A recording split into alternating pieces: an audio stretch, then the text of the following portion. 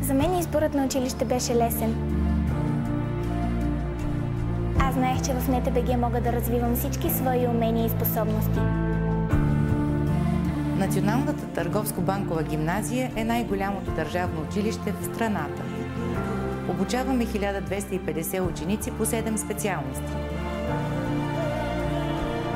Основни направления в дейността ни са икономическата подготовка, чуждоезиковата подготовка и компютърната подготовка на учениците.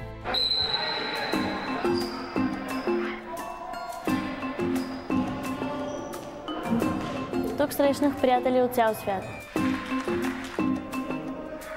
Научих се да приемам различни гледни точки и да давам най-доброто от себе си, за да мога да спечеля аз, а и целият ми отбор.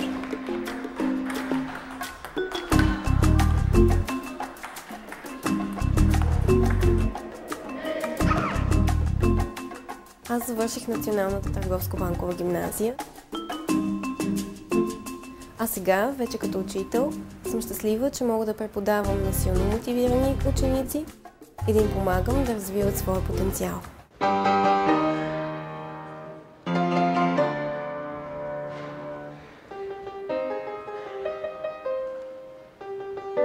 Да си ученик в Националната търговско-банкова гимназия е престиж и отговорност.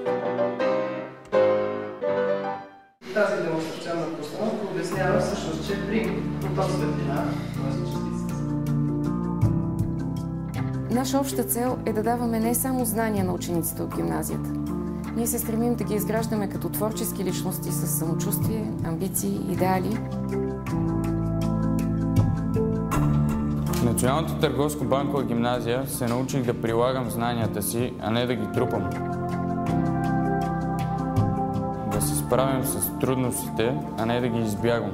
Да работя в екип и да се радвам на общите успехи. Ежедневно ние се срещаме с предизвикателства, развиваме своите умения и се усъвършенстваме.